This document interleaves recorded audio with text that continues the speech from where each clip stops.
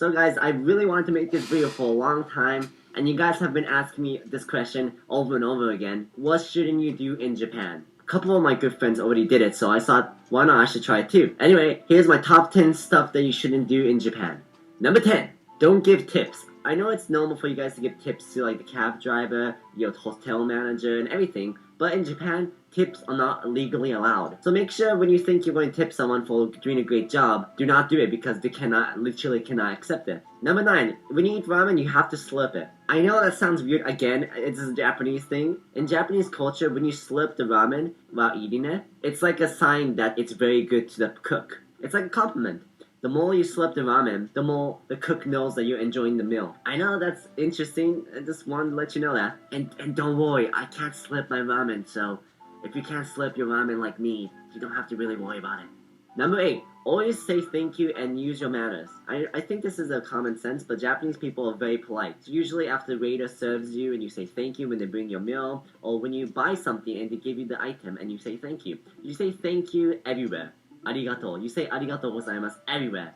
Number 7, don't accept compliments. Be modest. I know this might sound weird, but Japanese people usually don't accept compliments. Because when they accept compliments, they look a little bit cocky, a little bit douchebaggy. So usually when someone says, oh, you're beautiful, they reply back, nah, I'm not really that pretty, you know? And like, no, but you're more prettier than me. That's how usually the conversation goes. Number 6, don't cross chopsticks. And don't stab your meal with chopsticks. This is another weird fact about Japan. Usually when you stab food with your chopstick and it points up, it's like a symbolizing for death. So when you stab something and leave the chopstick in the meal, it's like very, very, very rude. So when you're at a restaurant or you're eating somewhere, don't stab your chopsticks. Just use it properly. And don't cross chopstick meaning by, for example, your friend offers you a piece of sushi on their plate. Usually they give you the sushi or you take the sushi off the plate. It's rude to pick up the sushi and pass it by a chopstick because that'll be touching chopstick. It's very rude and do not do that in Japan. Number 5, take a shower or wear deodorant. In Japan, people really care about how you smell. It's not like they come up to you and smell you and say, you smell bad. As in, if your odor is like spreading in the train or you're just waiting in line and you smell bad, like, they don't like the smell of sweat. So usually when I'm in the train and I'll see foreigners and they really, really smell bad, and I always wonder why don't they just take a shower, or if they sweat now, why not wear deodorant? Like, why? Like, even though I know this is a different subject, but when I go to conventions, everyone smell bad. Like, why don't you just take a shower? It doesn't make any sense.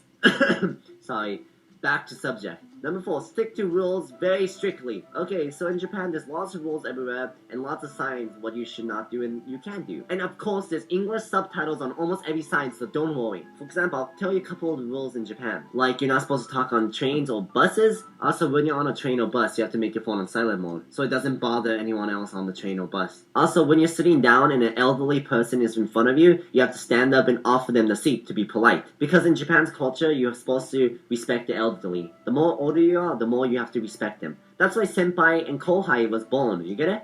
You have to respect senpai.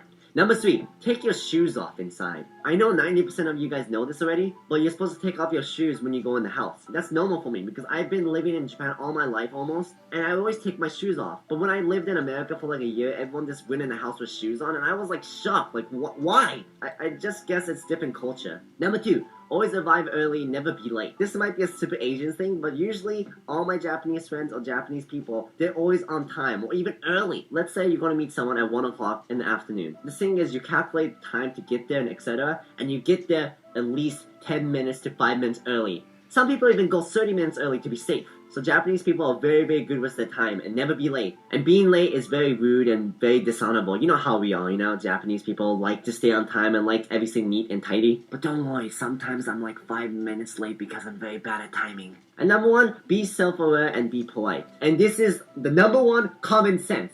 And I know you might be like, be self-aware and be polite. But the reason why I have to tell you guys is because no one listens. For example, in Japan, everyone's just quiet in the train and everything.